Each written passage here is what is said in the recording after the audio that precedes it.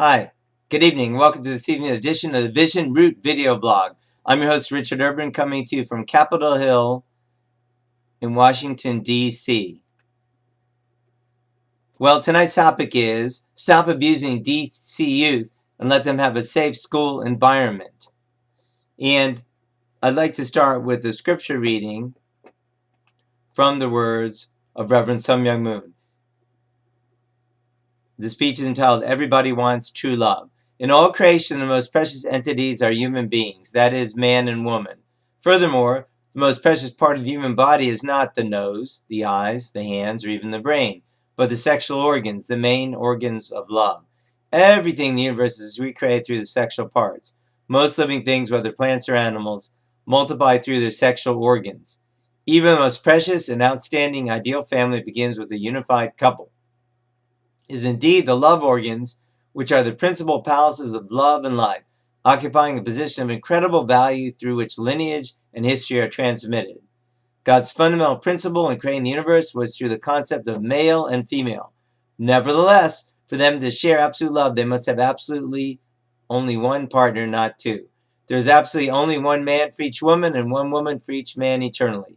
Hence, God did not create two Adams or two Eves, but only one of each. Yet, in the world today, we see children who have had as many as 10 step-parents. How false and degraded love has become. When men and women uphold and preserve chastity, they are protecting the universe because the discipline of love between them constitutes its fundamentals. We must not misuse love as if we were animals. Our love can have but one owner. The word true and true love does not allow for the possibility of two, but absolutely only one. Not just anyone can say that they have true love. Only God can really love with true love, and only He absolutely owns it. His true life, lineage, and conscience require true love, which is, in this way, His most fundamental essence. That ends our reading from Everybody Wants True Love by Reverend Sun Myung Moon. Well, I want to address the outrageous imposition of so-called transgender rights on our children. And actually, DC Public Schools, at least since June 2015, has published the transgender bathroom policy and a 38-page transgender policy, including the genderbread person, which you can see here. Hello, how confused is that? So let's talk about this for a minute. We've already addressed the topic, or I've addressed it in different blogs, about the fact that sexuality, there's no evidence that, for instance, people are born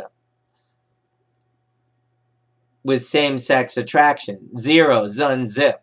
Many studies have been done. So that's simply not science-based. This is a political movement. It's not a science-based movement. The same thing for, how can you say it's safe for a child for allowing a person of the opposite sex into the restroom just because they say they think they're a man or they think they're a woman, even though biologically they're the opposite. So let's actually take a look at the DC Public Schools policy, and we can see actually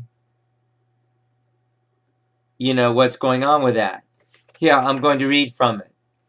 And by the way, this was listed in our son's school as an exemplary school policy. It says exemplary school. As localities across the U.S. discern whether students can use the bathrooms that match their gender identity, we want to remind DCPS schools of our local requirements. Across DCPS, that's DC Public Schools, all students, staff, families, and guests have the right to use the bathroom that corresponds with their gender identity. In addition, should any student request increased privacy beyond the regular student bathrooms, they have the right to use a single-user restroom. Please make sure at least one of your school's single-user restrooms is easily accessible, including clear signage, for students requesting use. Wow!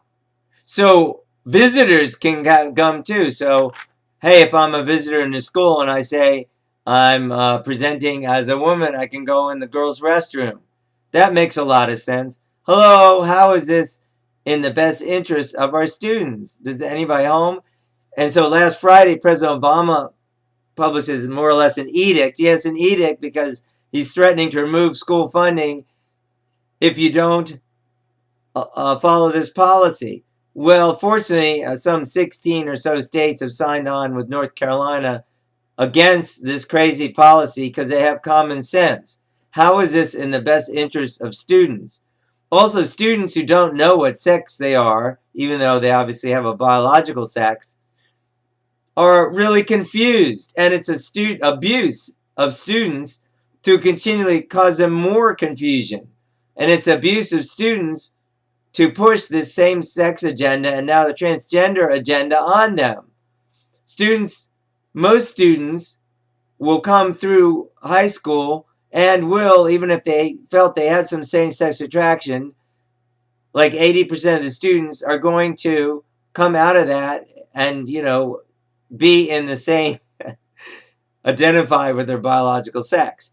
But places like the DC public schools try to confuse them. They say, oh, you're attracted to the same sex. Well, you must be homosexual. Well, I always say, how would you know you're homosexual if you just have a feeling? Well, you don't know because you have a penis or vagina. I mean, that's like you know your biological sex. So unless you act upon that, how would you know? Meaning you have some kind of homosexual relationship. So encouraging students to have these kind of act on their feelings is like pushing them to have sex, to have homosexual relationships. So whether it's abuse of not teaching them abstinence or pushing homosexual relationships, it's completely wrong. And it's absolutely wrong.